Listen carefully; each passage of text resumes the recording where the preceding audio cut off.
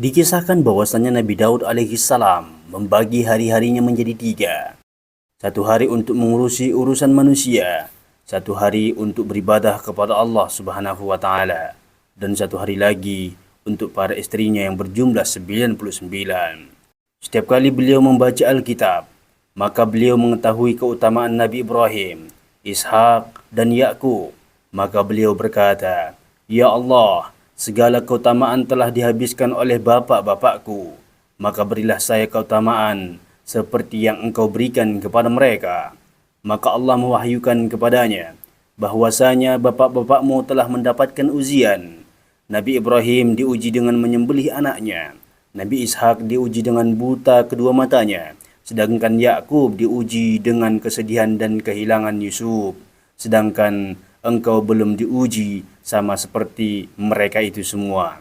Maka Nabi Daud berkata, "Ya Allah, ujilah saya seperti mereka dan berilah aku keutamaan seperti mereka pula."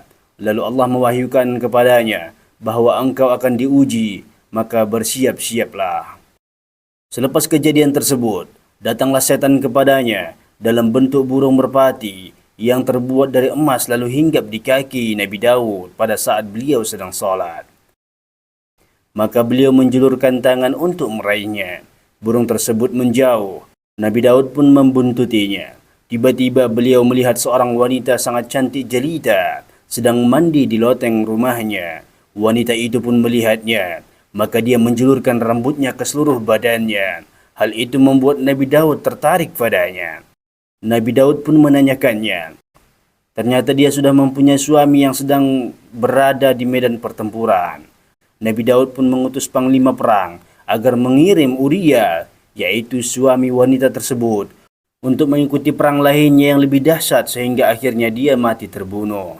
Lalu Nabi Daud menikahinya. Barusan Nabi Daud menemui istri barunya tersebut. Allah mengutus 2 malaikat berbentuk manusia. Keduanya minta izin untuk bisa bertemu dengan Nabi Daud. Namun saat itu adalah hari ibadah beliau, sehingga keduanya dihalangi oleh penjara. Maka keduanya pun melompat pagar. Ternyata saat itu Nabi Daud sedang sholat.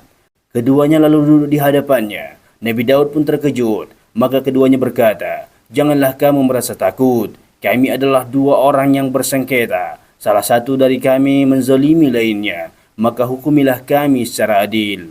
Nabi Daud berkata, "Kalau begitu ceritakanlah urusan kalian berdua." Salah satunya berkata, "Saudaraku ini memiliki 99 kambing betina. Sedangkan saya hanya memiliki 1 ekor kambing. Namun dia ingin merebut kambingku agar kambingnya genap 100. Nabi Daud pun bertanya pada satunya. Lalu dia berkata, "Ya, saya mempunyai 99 kambing. Dan dia hanya punya 1. Namun saya ingin merebutnya agar kambingku genap 100. Nabi Daud bertanya, "Apakah saudaramu ini rela menyerahkannya?" Dia menjawab, "Tidak, dia tidak rela." Maka Nabi Daud berkata, "Kalau begitu, kami tidak akan membiarkanmu melakukannya. Jika engkau terus-menerus merebutnya, maka kami akan menghukummu." Tiba-tiba salah satu dari keduanya berkata, "Wahai Daud, engkau lebih layak untuk dihukum.